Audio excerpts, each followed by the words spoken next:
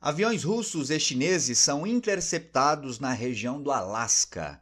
Será que Vladimir Putin tem algum plano para reanexar o Alasca, tomando dos Estados Unidos? Além disso, eleições na Venezuela se aproximam, com a incerteza se serão ou não eleições justas.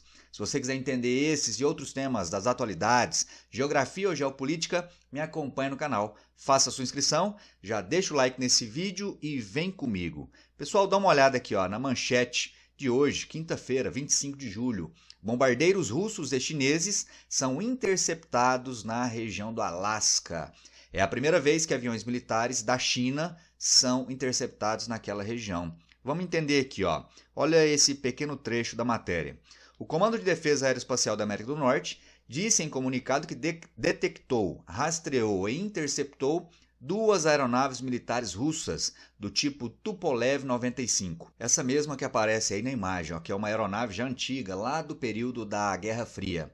E também duas aeronaves H-6, essa mais moderna, pertencente à China, operando na Zona de Identificação de Defesa Aérea do Alasca, hoje é quinta-feira, na quarta-feira, portanto, dia 24 de julho, ontem. Pessoal, aqui no mapa, só para nós identificarmos a região onde houve o sobrevoo dessas aeronaves, que foi exatamente aqui no Estreito de Bering, que é essa pequena passagem marítima que separa o Alasca, pertencente aos Estados Unidos, da Rússia, aqui uma parte do território russo bem a leste, bem no oriente da Rússia. Não é incomum a Rússia fazer exercícios militares nessa região, afinal de contas, a Rússia está aqui. Parte dessas águas, então, são águas territoriais dos russos. Mas o que não é comum, como destacado aí na matéria, é a presença da China. E aí, sempre que a Rússia faz alguma movimentação militar mais intensa nessa região, sempre surgem aquelas teorias mirabolantes de que a Rússia estaria então preparando uma intervenção, uma invasão militar no Alasca para retomar, para reanexar o Alasca aos seus domínios territoriais, tomando dos Estados Unidos. Para quem não lembra, o Alasca até o final do século XIX era território russo. Os russos, que à época enfrentavam sérias dificuldades financeiras, políticas, acabaram optando por vender o Alasca para os Estados Unidos, até para evitar perdê-lo para algum outro país. Na época tinha muita ameaça vinda, por exemplo, do Reino Unido de controlar e anexar o Alasca. Para não correr o risco de perder o território de graça para alguém, os russos preferiram vender e os Estados Unidos apareceram à época como compradores dessa região. Então, vira e mexe, sobretudo grupos nacionalistas russos, vêm defendendo essa ideia de que Vladimir Putin tem que fazer alguma coisa para reaver o Alasca. Lógico que, para isso acontecer, a Rússia teria que tomar o Alasca dos Estados Unidos, o que os Estados Unidos não aceitariam pacificamente. Inevitavelmente haveria uma guerra. Então, essa reanexação do Alasca pelos russos é algo descartado. Então, qual a razão, qual a motivação desses exercícios militares entre chineses e russos nessa região? A explicação está aqui, pessoal. Controle da região do Polo Ártico. Vamos entender o mapa. Aqui está a Rússia. Como você aprendeu desde as primeiras aulas de geografia lá no ensino fundamental, a Rússia, apesar de ter um litoral gigantesco, a maior parte do litoral russo é de águas congeladas, é banhada aqui pelo Oceano Glacial Ártico. Então a Rússia não tem grande acesso a águas quentes, o que é um problema geopolítico para o país. A China, por sua vez, não é banhada pelo Oceano Glacial Ártico, porém a China, que realizou esses exercícios militares com os russos, está de olho na abertura de novas rotas marítimas aqui na região do Oceano Glacial Ártico. E por que seriam abertas essas novas rotas? Em razão do aquecimento global. Aquecimento global, temperaturas médias se elevando, parte do gelo presente no Polo Norte já vem derretendo, principalmente na época do verão no hemisfério norte, que ocorre ali por volta de março, abril até setembro mais ou menos.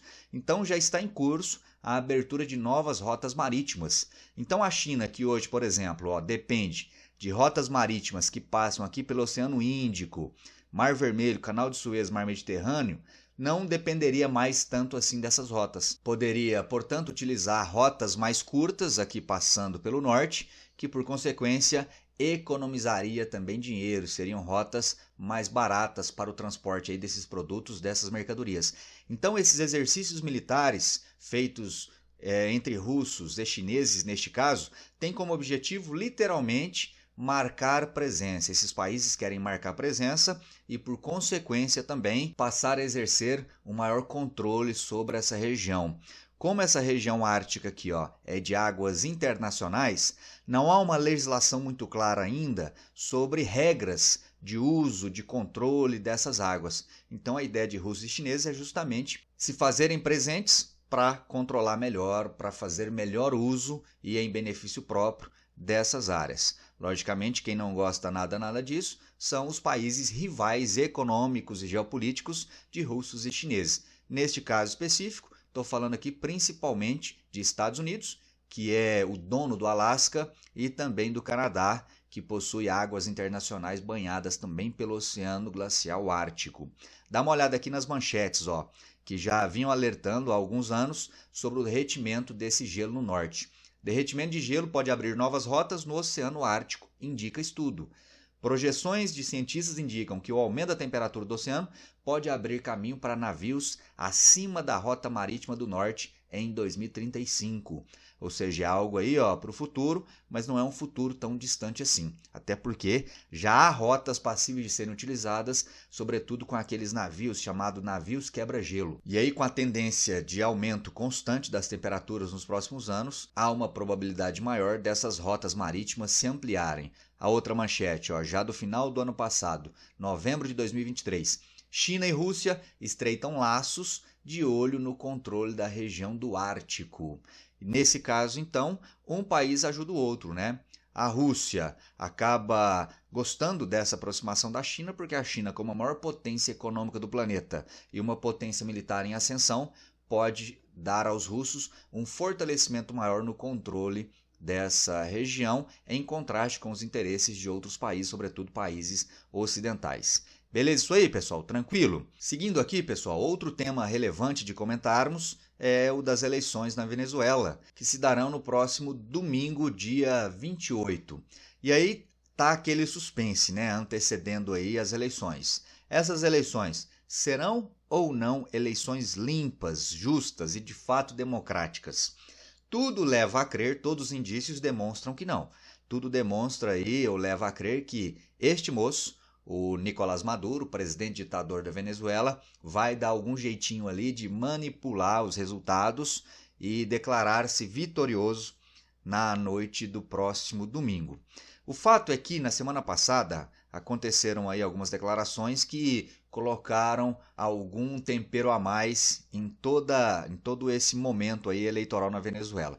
Na semana passada, em comício, Maduro disse que caso ele não vença, a Venezuela vai mergulhar num caos político e social, com o risco inclusive de haver, abre aspas porque ele disse, um banho de sangue naquele país. E aí, agora, recentemente, o presidente brasileiro Lula, histórico aliado de Nicolás Maduro, foi perguntado sobre o que achava dessa declaração de Maduro. E aí Lula disse que ficou muito assustado com a declaração, dizendo que Maduro tem que aprender o que é democracia. Se você vence, beleza, continua no poder. Mas se você perde, você volta para casa, se reorganiza para disputar as próximas eleições. Ou seja, ficou no ar um clima um pouco ruim entre os dois. E aí Maduro foi perguntado sobre o que achava da declaração do presidente Lula, né? O Lula disse que estava assustado. E aí, quando perguntado sobre o que achava do que o Lula disse, Maduro respondeu que se tinha alguém assustado, bastava tomar um chá de camomila. Então, o Maduro foi bem irônico aí na resposta às declarações do Lula. Para piorar ainda mais a situação, ontem, na quarta-feira, durante um comício, Maduro disse que as eleições na Venezuela são as mais limpas, justas e honestas do planeta. O sistema eleitoral dele, segundo Maduro, é o melhor do planeta. E aí, quando ele elogiava o próprio sistema eleitoral, ele aproveitou para alfinetar o sistema eleitoral brasileiro, afirmando que as urnas no Brasil não são auditáveis, o que é uma grande mentira.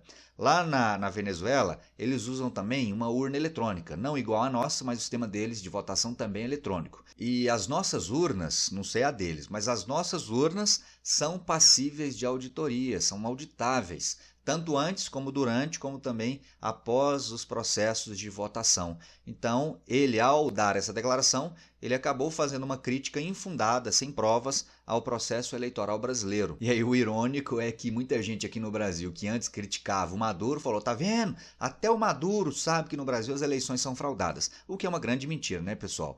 Precisamos, lembre-se, a democracia, ela se faz não apenas com regras, com leis, mas também com pessoas, ou seja, com uma sociedade que respeita essas regras. Não adianta nada você participar do processo eleitoral e quando o resultado não te agrada, você falar que esse resultado é fraudado, que as urnas não prestam e assim por diante. Lógico, todo o processo eleitoral, todo o sistema de votação, ele é passível de ser melhorado, de ser tornado mais seguro. O que não dá é para você ficar contestando todo momento um processo eleitoral quando o resultado não lhe convém.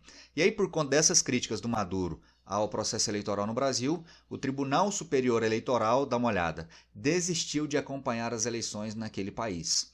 Membros do TSE iriam até a Venezuela para acompanhar o processo eleitoral e comprovar ou não a honestidade, a idoneidade do pleito. E aí o TSE diz que não vai. Isso é um indicador de que o TSE, primeiramente, demonstra descontentamento com o que o Maduro disse, mas também suspeita aí que as eleições que não serão tão justas assim, contrariando o que Nicolás Maduro tem dito aí nos seus discursos públicos. E aí, para piorar a situação do Maduro, as pesquisas de opinião, aquelas que vêm sendo feitas por institutos de pesquisas independentes, ou seja, não ligados ao governo, não ligados à mídia estatal venezuelana, apontam uma desvantagem significativa de Maduro para o opositor dele, este senhor aí, o Edmundo Gonzalez. Olha o que diz a manchete. Campanha na Venezuela chega à reta final, com Maduro atrás em pesquisas. Há uma semana das eleições, na Venezuela, Maduro aparece atrás do seu opositor nas pesquisas eleitorais. A maioria das pesquisas aponta o Gonzalez com mais de 50% dos votos e Maduro com menos de 30%. Não há nenhuma pesquisa feita por institutos independentes que coloquem Maduro na liderança. Então, numa situação normal, tudo indica que Maduro não tem condições de vencer as próximas eleições. Mas o resultado disso só saberemos no domingo à noite ou talvez na segunda-feira. Vamos acompanhando aí. E para finalizar o vídeo, importante falar também sobre o primeiro discurso que o presidente americano Joe Biden fez desde que anunciou no último domingo a renúncia dele à candidatura à reeleição. Ele havia apenas divulgado uma carta por meio de redes sociais e aí ontem, na quarta-feira, ele fez um pronunciamento diretamente do Salão Oval da Casa Branca, falando sobre essa desistência. Ele disse que, apesar de ser do desejo dele querer continuar presidente dos Estados Unidos por mais um mandato, ele sabia que era necessário, neste momento, diante das circunstâncias, colocar os interesses pessoais, as ambições pessoais dele em segundo plano e destacar, então, colocar em primeiro plano os interesses democráticos do país. Então, por isso, ele abria mão da candidatura e no mesmo discurso, na mesma fala, ele aproveitou para elogiar Kamala Harris e dizer que ela era capaz do desafio agora imposto, que é o de possivelmente ser a candidata do Partido Democrata na disputa contra Donald Trump. Digo possivelmente porque oficialmente ela ainda não é a candidata dos democratas. A confirmação disso só se dará nas primeiras semanas do próximo mês de agosto. Tudo indica que sim, será ela, e aí precisamos ver de que forma que as eleições naquele país vão se desenrolar agora a partir deste novo componente, que é a saída do atual presidente para a entrada possivelmente da vice-presidente Kamala Harris. Valeu, meu povo! É isso aí. Espero que você tenha gostado de mais esse vídeo. Se sim, deixa aí seu like. Se não, deixa o dislike, comenta e te vejo em breve no próximo vídeo. Um forte abraço e até lá. Valeu!